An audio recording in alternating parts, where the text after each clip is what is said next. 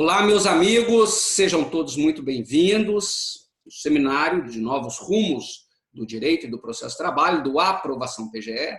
Para mim é uma honra receber um amigo, um colega de MPT, né, e um professor brilhante, o professor Felipe Jardim. Eu vou chamar, como nós somos amigos aqui, o Felipe de Felipe, e nós vamos ter um bate-papo descontraído com esse procurador de trabalho que está lotado em Porto Alegre. É mestre pela Faculdade Federal do Paraná, membro da Academia Sul-Rio-Grandense de Direito do Trabalho, e é uma honra recebê-lo aqui no Aprovação PGE, Felipe, para falar de youtubers mirins. Vamos ter um papo descontraído aqui com os nossos alunos. Eu gostaria de ficar até à vontade de fazer as minhas dúvidas com você, e a gente vai conversando ao longo aí da sua palestra. Seja muito bem-vindo, obrigado pela presença. Obrigado, Henrique. Eu que agradeço a oportunidade, o convite, agradecer a toda a equipe da Aprovação PGE, agradecer a você, o Ellison. Sempre é bom encontrar os amigos e sempre é bom ter a oportunidade de falar de temas que são interessantes, que são atuais e que por isso mesmo causam desconforto, causam dúvidas. E esses ambientes de seminários virtuais, a gente não tem mais condição hoje de fazer encontros presenciais, servem exatamente para esse propósito. Propósito de debater, de trocar informações. Eu tenho um conjunto de dúvidas sobre esse tema, e a ideia é a gente ter essa oportunidade aí de trocar uma ideia, de conversar, de apresentar pontos de vista e submeter esses pontos de vista ao contraditório e à aprovação de dúvidas. Essa é a ideia. E vamos falar, então, portanto, desse tema dos youtubers mirins. Se são classificados como um trabalho infantil, se é um trabalho infantil artístico, de que forma que a regulação jurídica vai incidir em relação a esses casos. É um tema novo, né, Henrique? O tema dos youtubers mirins, eles vêm surgindo na vida cotidiana, na vida real há alguns anos, e sempre quando surge um fato novo da vida, o direito ele deve buscar, de alguma forma, se apropriar em relação a esses fatos, e isso não é diferente em relação ao que acontece com os youtubers mirins. Quando a gente traz esse tema em discussão, quando a gente pauta o tema dos youtubers mirins, imediatamente vem uma sensação de estranhamento. Quando a gente tenta definir se é uma relação de trabalho infantil, se é uma relação de trabalho infantil artístico, imediatamente a nossa primeira imagem é de um certo desconforto. E eu atribuo essa sensação inicial de estranhamento e de desconforto a dois fatores, Henrique. O primeiro é que quando a gente analisa a situação dos youtubers mirins, nós não estamos diante daquela relação clássica que tradicionalmente é classificada de trabalho infantil, onde você tem numa ponta o prestador de serviço, que é uma criança, um adolescente, e na outra ponta o tomador de serviço, uma pessoa jurídica ou uma pessoa física com uma relação formal ou mesmo informal. Não há essa concepção clássica entre o empregado e o empregador, entre o prestador de serviços e o tomador de serviço.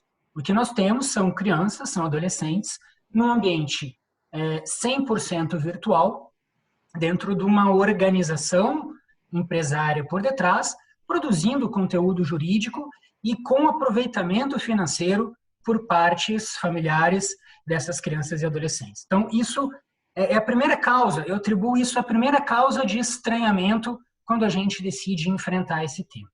E a segunda causa de estranhamento, Henrique, que também se difere muito das situações mais clássicas, mais tradicionais de trabalho infantil, e que não há, na grande maioridade dos casos, uma situação de miserabilidade econômica. Os casos clássicos de trabalho infantil, geralmente, quando há o afastamento das crianças dos ambientes escolares, é por conta, isso não se justifica, mas por conta de uma necessidade financeira, econômica, de subsistência, de sobrevivência daquela família, que muitas vezes não tem outra alternativa senão submeter os seus próprios filhos a uma situação de trabalho. Nada disso é aceitável e tolerável, mas essa é a realidade que nós enfrentamos nos casos mais tradicionais de trabalho infantil. Mas não é essa realidade que nós enfrentamos nos casos dos youtubers mirins. Geralmente, os youtubers mirins vêm de famílias com um certo padrão financeiro. Até porque há um custo econômico por detrás da produção desses vídeos. O próprio acesso à internet, a própria produção de organização dos roteiros, da edição das imagens, da veiculação desse conteúdo que é criado pelos youtubers mirins. Então, não são famílias juridicamente pobres, são famílias que têm uma determinada condição financeira, inclusive para sustentar essa prática de produção desses vídeos. Essas duas causas, né, esses dois motivos, é o que causa esse estranhamento inicial. Quando a gente tenta propor a discussão, em termos jurídicos, se os youtubers mirins é um caso de trabalho infantil, esse é o estranhamento que vem imediatamente. Eu estava fazendo algumas pesquisas antes aqui para essa nossa palestra, essa nossa conversa, Henrique, e eu destaquei alguns dados do impacto dos youtubers mirins hoje na contemporaneidade. Eu quero trazer esses dados para vocês porque ilustra exatamente o tamanho dessa discussão e a gravidade desse debate que nós estamos nos propondo. Veja, Henrique, o Brasil é o segundo maior consumidor de vídeos no YouTube. Né? Dos 100 canais mais vistos no Brasil, 36 deles são consumidos por crianças de até 12 anos. Todos esses canais totalizam 17 bilhões de visualizações. O YouTube Kids, que é aquele canal específico na plataforma YouTube somente para crianças e adolescentes, possui mais de 11 milhões de usuários ativos semanalmente. E isso tem impacto financeiro. Né? No ano de 2019, no mundo todo, o youtuber que mais ganhou dinheiro foi uma criança. O youtuber que mais ganhou dinheiro no mundo inteiro foi uma criança. Ryan, o canal é o Mundo de Ryan, faturou 26 milhões de dólares. Isso, eu falei ano passado, mas 2019, né?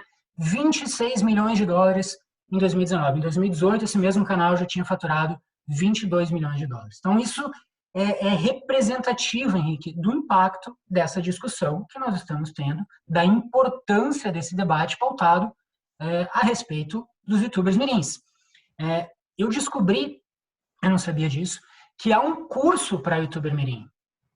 Pesquisando na internet, existe, isso até talvez seja uma propaganda negativa, não sei quem é que vai nos assistir, espero que as crianças e adolescentes não nos assistam, mas há um curso para a criança e adolescente de 8 a 14 anos, de 8 a 14 anos, se tornar youtuber. A carga horária desse curso, Henrique, equivale a uma pós-graduação. Pra vocês terem uma ideia, são módulos de 6 meses, com 18 aulas por semana, com 1h30 de duração cada aula. 6 meses, 18 aulas por semana, 1h30. É uma pós-graduação para se tornar youtuber. Né? E essa escola, que é uma escola de São Paulo, já teve registrado, já passou por essa escola mais de 1.500 alunos. Isso são dados antes da pandemia. Imagina o quanto isso deve ter sido multiplicado após a pandemia do ano passado. Então, tudo isso, todos esses dados, eu fiz questão de trazer esses dados para ilustrar a importância, a importância e a gravidade desse debate. Então, quando a gente situa o impacto do trabalho realizado pelos youtubers mirins, necessariamente a gente tem que trazer alguns contornos de definição jurídica. Se a gente vai classificar ou não o youtuber mirim, o trabalho do youtuber mirim, como um trabalho infantil, a gente tem que, antes de tudo, dizer o que é o trabalho infantil. Dizer o que é o trabalho infantil artístico, para ver se encaixa esse padrão normativo que nós temos, tradicionalmente e internacionalmente aceitos, se enquadram em face desse nova modalidade de trabalho dos youtubers mirins. A definição de trabalho infantil já é bastante conhecida, já é bastante tradicional, né? Qualquer modalidade de trabalho prestado por crianças e adolescentes inferior à idade mínima assegurada na legislação. Esse é um conceito do direito internacional, porque as legislações, país por país, se alteram em relação à idade mínima. Então, o conceito ele é mais generalizado, essa é a determinação da OIT. E no Brasil, também não há nenhuma novidade em relação a isso. Nós temos a proibição de qualquer trabalho para menores de 16 anos, salvo na condição de aprendiz a partir dos 14. Está lá, artigo 7º, 33 da Constituição, artigo 403 da CLT. Então, nós temos a primeira definição jurídica do que é trabalho infantil. segunda definição jurídica que necessariamente nós temos que enfrentar é o que é o trabalho infantil artístico. E aí a gente pode caminhar para uma definição no sentido de ser qualquer atividade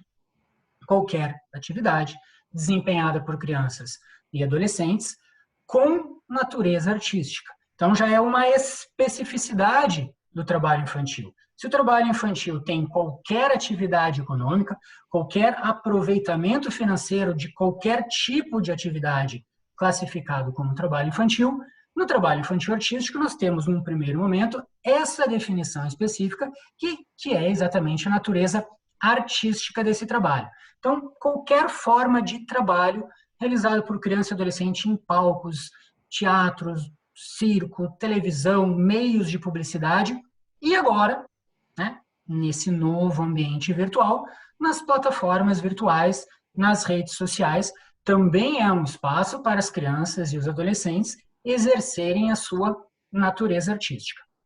Além desse requisito, que é fundamental, de natureza artística, nós temos um outro requisito que também é fundante para a classificação do conceito do trabalho infantil artístico, que é a prestação de serviço ser apropriada economicamente por outrem. Não importa se quem presta o serviço está sendo remunerado ou não, mas alguém dentro dessa lógica tem que estar se aproveitando financeiramente dessa atividade. Por que essa noção da desimportância da criança e do adolescente ser remunerado ou não é tão importante? Porque é isso que nos permite considerar a participação de uma criança num desfile de um concurso de beleza, por exemplo, como um trabalho infantil, ainda que aquela criança nada receba pela participação nesse concurso de beleza. Mas, com certeza, a organização, quem está por detrás desse concurso, está se aproveitando economicamente desse trabalho, seja vendendo ingressos, seja com contratos de publicidade, veiculando o concurso, enfim. O conceito do aproveitamento econômico é fundamental para nós fecharmos essa definição teórica do que é o trabalho infantil artístico. Essa definição do aproveitamento econômico, inclusive, já foi incorporada no âmbito do Ministério Público do Trabalho. Vou fazer um pequeno parênteses aqui, né, Henrique? Você sabe muito bem disso, mas é importante falar, deixar isso claro em relação a quem está nos assistindo. O Ministério Público do Trabalho tem 8 áreas de atuação prioritária, cada que estabelece as metas de atuação prioritária do MPT. Cada uma dessas 8 áreas está estruturada em uma coordenadoria nacional temática. Então, nós temos a coordenadoria de trabalho escravo, de meio ambiente do trabalho, de discriminação, de fraudes e assim por diante. E uma delas, não por coincidência a mais antiga, completa agora 20 anos de existência, e portanto uma das mais relevantes, é exatamente a Coordenadoria Nacional de Combate à Exploração do Trabalho da Criança e Adolescente. E olha como o nome ele é feliz. Coordenadoria Nacional de Combate à Exploração do Trabalho da Criança e Adolescente. Não de combate ao trabalho da criança e adolescente, mas à exploração, quando aquele trabalho, já pensando evidentemente no trabalho artístico, é exercido de uma forma a ser desvirtuado da sua condição, que é possível a sua realização. E essa, portanto, fecha parênteses, coordenadoria temática, Cor de Infância, tem algumas orientações.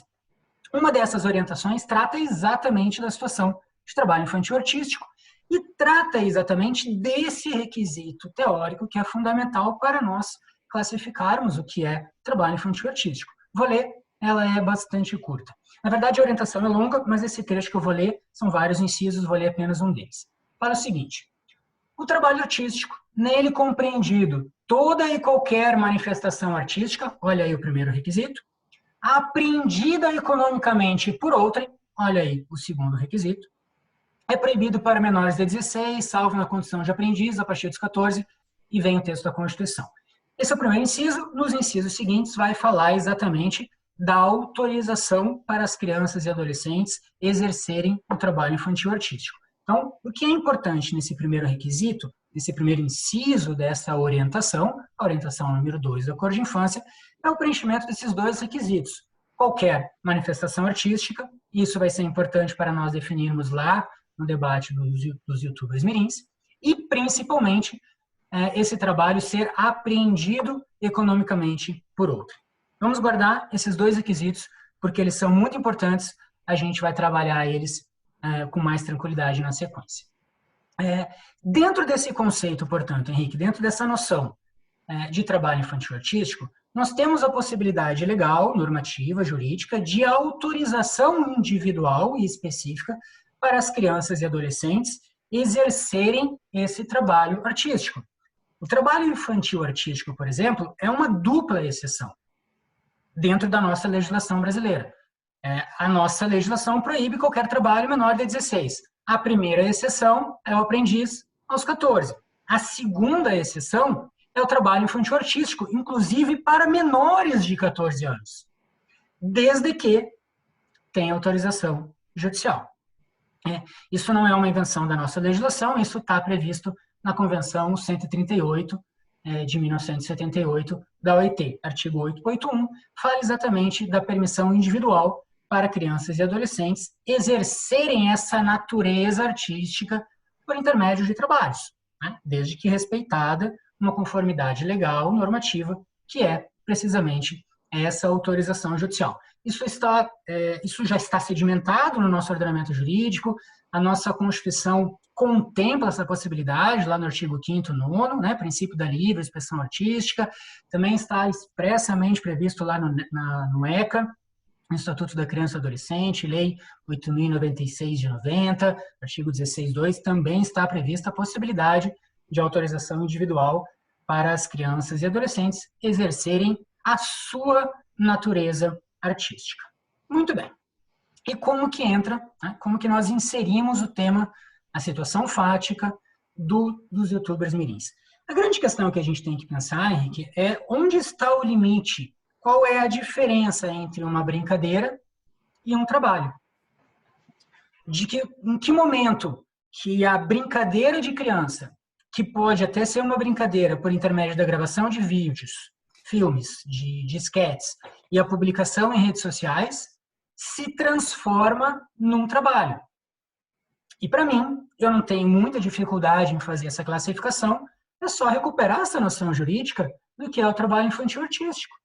Esses dois requisitos que nós acabamos de ver, nós enquadramos nessa situação fática dos youtubers mirins. Então, quando houver apreensão econômica, quando houver o aproveitamento financeiro dessa atividade, é o primeiro indício, é o preenchimento do primeiro requisito de que nós estamos diante de uma situação de trabalho infantil artístico.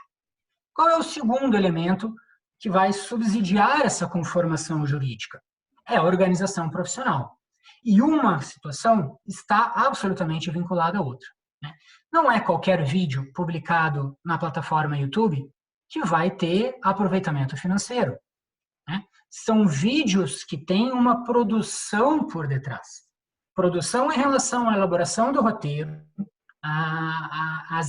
equipamentos de filmagem, a edição de vídeos, ou seja, há toda uma organização profissional. Muitas vezes empresas são contratadas para fazer esse trabalho, não é nem os pais que fazem isso. Então, há toda uma organização profissional por detrás desses vídeos que se classificam dentro daquele artigo do Código Civil que se relaciona com a atividade empresária, artigo 966 do Código Civil. Então, na situação fática, Henrique, quando nós temos a conjugação desses dois elementos, apreensão econômica, aproveitamento financeiro por outrem, geralmente os pais, e na ponta a própria plataforma YouTube também. Mas quando nós temos o preenchimento desse primeiro requisito, em conjugação com este segundo requisito, a organização profissional, a atividade empresária que está por detrás, muitas vezes os próprios pais abandonam, largam suas profissões de origem para se dedicar exclusivamente nesse trabalho de criação, de orientação dos vídeos dos seus filhos. Quando nós temos essa conjugação de elementos, nós temos a definição, a classificação, a inserção dos casos dos youtubers mirins como trabalho infantil artístico. Então, isso deixa de ser, a gravação de vídeos, Henrique, deixa de ser uma opção da criança e se torna uma obrigação à criança. Quando se torna um trabalho, nós temos estabelecimento de metas, de regras, de compromissos. Isso não é mais uma brincadeira. Isso se torna um trabalho. E são esses compromissos assumidos com a própria audiência. Esses canais de youtuber, dos youtubers mirins, têm periodicidade de publicação, toda segunda e quinta, toda quarta e sexta, ou um dia por semana. Então há um compromisso, às vezes até previsto contratualmente. Existem milhões de pessoas que seguem esses canais, que criam a expectativa que todo dia D, no horário H, para fazer uma alusão a uma triste alusão. Há uma leve alusão a fatos políticos contemporâneos. Então, existe a expectativa dessa audiência que em determinado dia, em determinado horário, vai ter um vídeo novo. E será que a criança ela quer gravar aquele vídeo? É completamente diferente da criança brincar quando quer e de que forma quer. Vou gravar um vídeo para minha avó e vou fazer da forma como eu quiser, quando eu quiser. Isso é completamente diferente da obrigação que se impõe à criança de ter que 1, 2, 3 vezes por semana encenar aquela representação, seguir aquele roteiro, brincar com aquele brinquedo, abrir aquele presente, vestir aquela roupa, fazer determinado personagem, ir para um determinado lugar, enfim, se adequar àquele roteiro pré-estabelecido. Isso caracteriza regra, isso caracteriza uma obrigação. E se a gente está falando de regra e obrigação, a gente não está mais falando de brincadeira, a gente está falando de trabalho. Esse é o divisor de águas, Henrique. Sim. Esse é a ruptura conceitual que nós vamos determinar entre o que é uma mera brincadeira, e qualquer criança pode fazer um vídeo como um ato espontâneo e legítimo de brincadeira, como algo resultante de um trabalho. Como que esses canais são remunerados? Como os canais dos youtubers mirins são remunerados, na medida em que a apreensão econômica é um elemento fundante dessa definição? De duas formas, novamente. A primeira, mais óbvia, mais evidente, é a própria monetização do canal. O YouTube remunera os canais a partir de um determinado limite mínimo de views. A gente está falando aqui de milhares de views. Isso, como a gente já viu no próprio canal do Ryan, significa um aporte financeiro bastante grande por quem está por detrás, geralmente os pais, os responsáveis por esses canais. Então, a remuneração pela plataforma YouTube, a partir de índices estatísticos de visualizações desses canais, é o primeiro passo da remuneração, da monetização desse trabalho. Não é um trabalho prestado sem remuneração, ele é um trabalho que tem um aproveitamento, um benefício econômico. Também o YouTube se aproveita de propagandas que são inseridas pré e pós, geralmente durante não há, mas pré e pós esses vídeos, antes deles serem iniciados, há propagandas, e isso também remunera o YouTube, que passa uma parte dessa remuneração aos responsáveis por esses canais. Uma segunda forma de publicidade, aí já tem algumas questões legais envolvidas, que são os contratos de publicidade.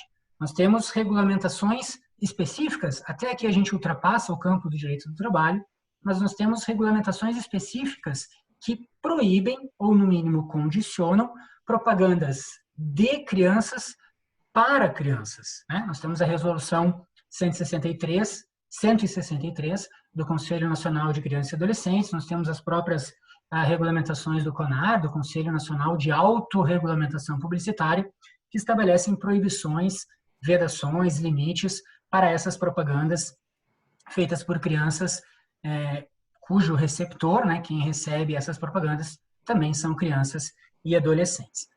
Mas é uma forma de remuneração. O rendimento financeiro por intermédio de contratos publicitários também é uma realidade. Talvez não tão explícita, mas é uma realidade dentro desse meio. E para fugir dessas vedações em termos publicitários, em termos de regulamentação, de propaganda, aquele ditado espanhol, Henrique? Echa la ley, echa la trampa. Então, se cria vedações normativas por intermédio das instituições do Estado, automaticamente os agentes da sociedade criam formas de burlar essas limitações. E isso se traduz na prática conhecida como unboxing, que nada mais é do que uma propaganda indireta. Unboxing é um termo americano que significa desapacotar, abrir embalagens. Então, as crianças ganham, entre aspas, presentes cujo compromisso é abrir na frente das câmeras e aí fazer propagandas indiretas, estimulando o consumo pelas crianças que estão assistindo. Muitas vezes há anúncios de descontos, né, no próprio canal para que as crianças consumam determinados produtos. Muitas vezes essa prática do unboxing está prevista em contratos entre as grandes fornecedoras de brinquedos, de roupas, de comidas em relação a esses canais. Então, esse também é uma outra definição prática e concreta. Tem muito como de games, né?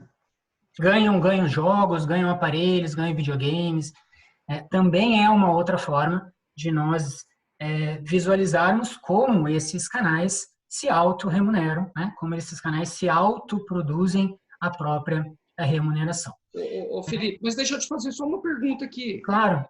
Primeiro que concordo com você, assim, não é muito a hora que você fala que foge do trabalho infantil clássico que nós estamos acostumados a receber denúncias. Você, eu e todos os colegas procuradores e procuradoras no Brasil, né? Porque nós recebemos de semáforo, crianças ali trabalhando, às vezes, junto com a família em alguns lugares. Na hora que a gente fala do YouTube, geralmente a gente pensa nesses YouTubers aí que estão ganhando milhões e milhões. Fala, não, mas não precisa da tutela do direito do trabalho, né?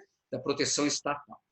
Mas eu queria, e fiquei com dúvida, e já vou te falar que eu tenho muito mais dúvida do que certezas nesse assunto que você está falando aí. Como que a gente traz a questão do YouTuber mirim para a nossa atuação, tendo aí o problema da autorização, que está lá na Justiça Comum, o Supremo decidiu. Então, esse é o primeiro ponto que eu fiquei com dúvida para trazer para a gente aqui apreciar.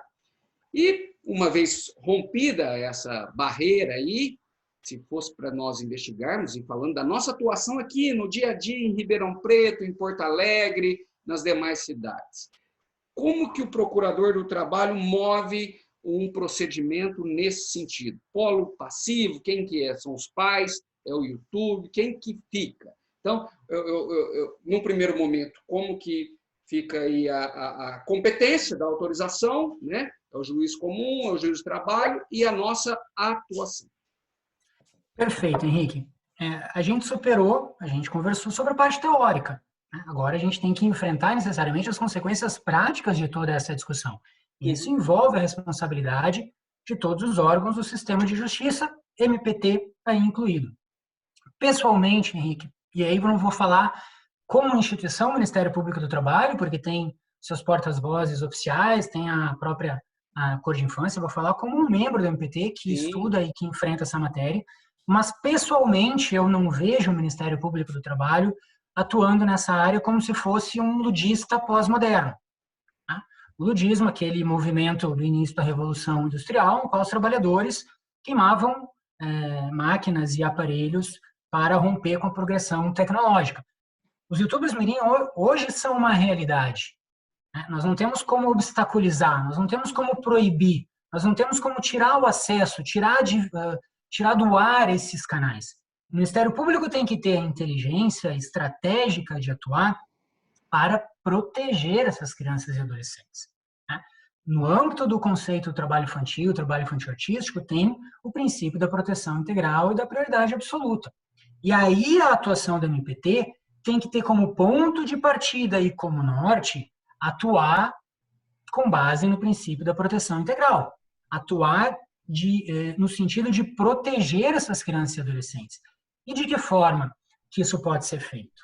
Quais são as medidas concretas que o MPT pode fazer? Nada disso é novidade, Henrique. Se nós aceitarmos, e acredito que a gente pode caminhar nesse sentido, de considerar os YouTubers mirins como um trabalho infantil artístico, nós já temos um pressuposto de atuação já institucionalizado. Não apenas no âmbito do MPT, mas no âmbito do próprio Conselho Nacional do Ministério Público. Nós temos a recomendação do CNMP 24 de 2014, que estabelecem parâmetros de atuação para o Ministério Público de uma forma geral, para o trabalho infantil artístico. E essa recomendação também foi incorporada no âmbito do Ministério Público do Trabalho, no âmbito da Cor de Infância, nessa própria orientação 2. E são algumas medidas importantes. Eu quero ter também a oportunidade, se ainda há tempo, de falar rapidamente sobre cada uma dessas medidas. De que forma que o MPT pode, na prática, né, exigir o cumprimento dessas medidas visando a proteção dessas crianças e adolescentes. Primeiro, você mencionou agora, prévia autorização de seus representantes legais e concessão de alvará judicial. A gente já viu na Convenção 138, para o exercício do trabalho infantil artístico tem que ter uma autorização judicial. Existe uma decisão do Supremo na ADI 5326, de setembro de 2018. É uma decisão absolutamente infeliz, não há meio termo aqui, foi uma decisão errada tecnicamente do Supremo Tribunal Federal. O único voto contrário foi da ministra Rosa Weber, não por coincidência a única, o ministro Marco Aurélio também, mas já bastante distante, mas a ministra Rosa Weber a única oriunda da Justiça do Trabalho, né, veio do TST diretamente para o Supremo Tribunal Federal. Então, entre os 11 ministros, a ministra com maior conhecimento e aptidão das matérias trabalhistas, e foi a única que votou contra essa decisão do Supremo Tribunal Federal, que remeteu para a Justiça Estadual, que afirmou a competência, na verdade, dos juizados da infância e da juventude e da Justiça Comum para a emissão desses alvarás de trabalho infantil artístico. O que criou uma situação absolutamente contraditória, porque é a Justiça Comum, é o Ministério Público Estadual que atua nos alvarás, na concessão dos alvarás, mas é a Justiça do Trabalho, é o MPT responsável pela fiscalização das condições desse alvará. É uma situação esdrúxula, é uma situação absurda sob o ponto de vista jurídico, não é novidade dentro do nosso debate jurídico, mas é um caso bastante sintomático.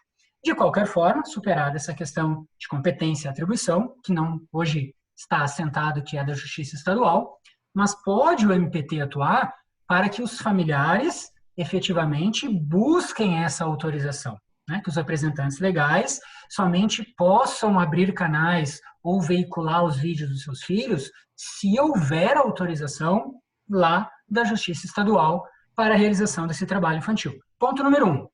Outros pontos. Impossibilidade do trabalho em caso de prejuízos ao desenvolvimento biopsicossocial, aferindo em laudo médico-psicológico. Quais são os danos que esse trabalho acarreta às crianças? Seja por intermédio da cobrança de metas, seja por intermédio de cargas horárias, seja pela exposição a bullying, seja pela transformação de crianças anônimas em crianças reconhecidas publicamente. Como é que essas crianças se inserem no ambiente escolar? Como é que essas crianças lidam com a fama, entre aspas? Será que essas crianças estão preparadas para exercer esse papel de pessoas públicas, de pessoas que abrem as suas intimidades em vídeos com milhões de visualizações? Tudo isso tem que ser aferido por profissionais da área da psicologia. Então, esse é um dos requisitos também que o Ministério Público do Trabalho pode buscar em relação aos pais. Terceiro ponto, me parece bastante óbvio isso, frequência e matrícula escolar e acompanhamento de rendimento. Eu acho que não é uma situação tão grave, porque a gente não está tratando aquela situação de miserabilidade, né? Geralmente, o trabalho infantil clássico está associado à criança abandonar a escola. Aqui, geralmente, não é uma situação que a gente vivencia, então a frequência há. O que me parece importante aqui é avaliar o desempenho escolar. Será que os horários de gravação dos filmes, dos vídeos, é compatível com as atividades escolares? Porque a prioridade não é o trabalho. A prioridade tem que ser a frequência escolar. Tem que ser as atividades curriculares e até extracurriculares, né? Permitir o próprio entrosamento dessas crianças no seu círculo com os amigos. De que forma que a rotina e periodicidade de gravação desses vídeos, durante todas as tardes, por exemplo, acaba afastando essas crianças dos ambientes escolares e do convívio com os amigos. Isso tem que ser também avaliado e investigado caso a caso. Então, estabelecer jornadas com limites de trabalho, cargas horárias limitadas em relação à execução desses vídeos e compatibilidade com o horário escolar. Um outro ponto fundamental também de atuação do Ministério Público do Trabalho. Também, tudo isso aqui está previsto na recomendação do CNMP e na própria orientação da Cor de Infância. Depósito em cadernetas de poupança ou em aplicações financeiras de percentual mínimo e razoável desse aproveitamento econômico. Se o trabalho é prestado pelas crianças e adolescentes, e evidentemente que quem se apropria desses valores são os pais os responsáveis, tem que se garantir que essas crianças possam usufruir desse benefício lá na frente. E isso se dá com essa forma de garantir o estabelecimento de cadernetas de poupança ou de determinadas aplicações. Felipe, Perdão. a hora que você vem e coloca esses critérios mais objetivos, né, do alvará, da gente exigir no dia a dia o alvará, frequência escolar e o rendimento, né, a jornada que ele está colocando ali, os vídeos, se tem o horário, ele coloca sempre às 3 horas da tarde, mas coincide com o horário escolar, fica mais fácil de atuar. Mas eu queria insistir ainda. E o papel do youtuber e patrocinadores? Vamos lá. No polo passivo, lá do nosso inquérito mesmo. Eu ia falar nisso aí, né? De que forma que a gente vai atuar nisso? Porque há uma infinidade de famílias, há uma infinidade de canais de youtubers mirins, né? A forma tradicional que o Ministério Público teria para atuar seria em relação a cada uma dessas famílias. Mas não me parece que seja a questão que melhor condiciona o enfrentamento a essa questão. Então, estrategicamente, seria possível pensar numa atuação direcionada especificamente à plataforma, ao YouTube. Então, essa ação, eventualmente, o YouTube no polo passivo de uma ação civil pública ajuizada pelo MPT. E os pedidos direcionando à plataforma de 2 formas. Primeira, os pedidos que eu acabei de mencionar aqui, né, que se estabelece entre a relação entre o youtuber mirim, ou os pais, e a plataforma. Então, a plataforma vai ser a responsável pela fiscalização, pelo gerenciamento de todos esses requisitos, sob pena do canal sair do ar, de forma periódica, a cada 6 meses, a cada 3 meses, a cada ano. Essa é a primeira forma de atuação. E a segunda, em relação à plataforma em si. Então, a gente também protege as crianças e os adolescentes por intermédio de mecanismos de segurança que a própria plataforma tem que implementar. Me parece que algumas já implementam. Por exemplo, evitar, proibir, obstaculizar, e sim, que esses vídeos sejam transmitidos online, né, para evitar a exposição acentuada para essas crianças. Então, ter um determinado controle em relação ao conteúdo para evitar situações de bullying ou de sexualidade precoce, por exemplo. Né? Evitar chats, evitar comentários que possam estimular lá na frente situações também de mensagens de ódio que coloquem em risco a personalidade dessas crianças e adolescentes, caso eles tenham contato com esses comentários. Um outro ponto também muito importante, evitar que esses vídeos sejam compartilhados ou que sejam feitos download. Isso permite lá na frente o exercício do direito ao esquecimento. Né? Na medida em que os vídeos eles estão datados na plataforma, eu entro na plataforma e assisto aquele vídeo, mas eu não consigo baixar, eu não consigo compartilhar, eu não consigo me apropriar desse conteúdo para usar de uma forma indevida daqui a 5, 10, 15 ou 20 anos. Então, nós garantimos algo que é fundamental nesse debate, que é o direito ao esquecimento. Hoje, as crianças e adolescentes, as crianças principalmente, podem gostar desse tipo de atividade. Sentem prazer, acham uma brincadeira legal, gostam de ganhar presentes, gostam de chegar no colégio e terem pedidos para tirar fotos, por exemplo, gostam de ser uma celebridade, mas as crianças crescem. Será que essa criança hoje de 10, 12 anos, que é uma celebridade infantil, quando tiver 20, 25, 30, vai gostar de ser reconhecido como uma celebridade infantil? Vai querer ter associado a sua imagem a uma criança popstar infantil? Então, nós temos que garantir, e isso é feito hoje, que lá na frente se exerça, que essas crianças exerçam o direito ao esquecimento. E isso se faz com a proibição de downloads e de compartilhamento desses vídeos. Então, eu vejo essa dupla potencialidade, Henrique. Sim. Todas concentradas no YouTube. Só para ver se eu entendi correto. Talvez não seria uma atuação aqui de formiguinha, minha, sua, mas uma atuação mais abrangente para ter regras que viessem estabelecidas do Ministério Público do Trabalho e a plataforma, de colocar alguns parâmetros, requisitos legais em prática. Seria isso. Então, estrategicamente, eu vejo como a melhor solução. A melhor solução, porque eu fico pensando aqui, cara, A hora que você está falando, como pai, porque eu tenho 2 filhos em idades diferentes, e os 2 têm acesso a... Hoje a televisão é smart, essas coisas, e YouTube Kids e tal. Então, é uma coisa do meu dia a dia. Eu estou me sentindo até um pai que está pecando, porque meu filho mais velho segue alguns YouTubes de game, tá? Se eu deveria ou não fazer uma denúncia a esse youtuber que está fazendo publicidade, se ele tem o alvará ou não. Mas se eu vou fazer a denúncia dele, eu tenho que fazer de mais sei lá quantos. Né? Então, esse papel de formiguinha aí, eu não sei se seria o recomendável, o pai do consumidor, que no meu caso é o meu filho mais velho, fazer essa denúncia no Ministério Público do Trabalho. Né?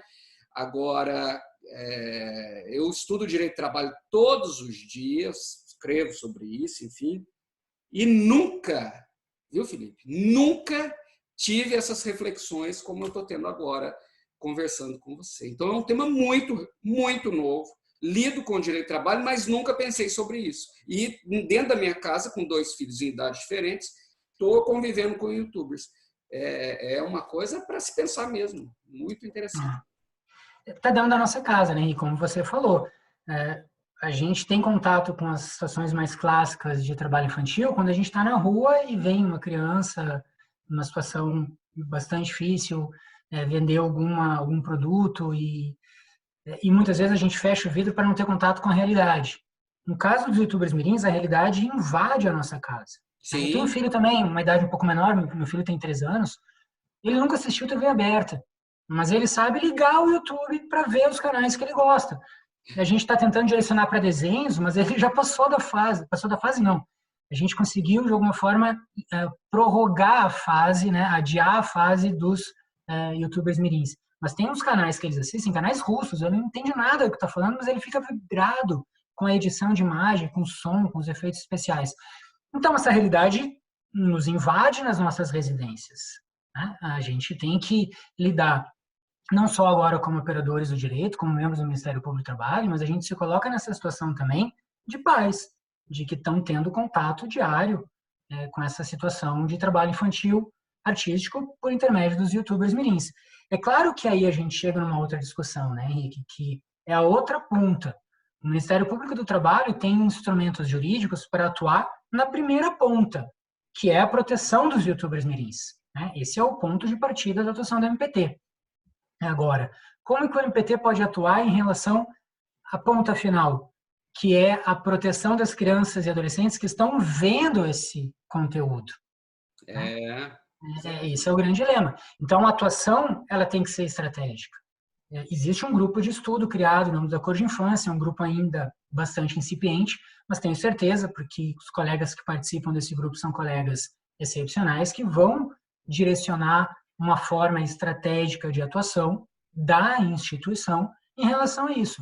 E eu vejo que a melhor forma não é propriamente esse trabalho de formiguinha, mas é um trabalho que tem que ser coordenado nacionalmente para atacar o foco central, que é exatamente a plataforma. Então, trazer com que a plataforma assuma essa responsabilidade como uma empresa de tecnologia de informação que veicula conteúdo, com que esse conteúdo seja produzido, garantindo o desenvolvimento dessas crianças e dos adolescentes.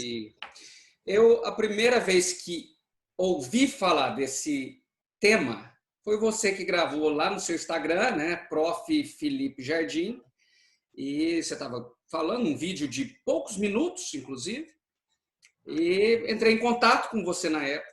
Falei se eu podia mencionar o seu vídeo no meu livro, porque eu nunca tinha ouvido falar da atuação para regulamentar essa questão de proteção do YouTube, né?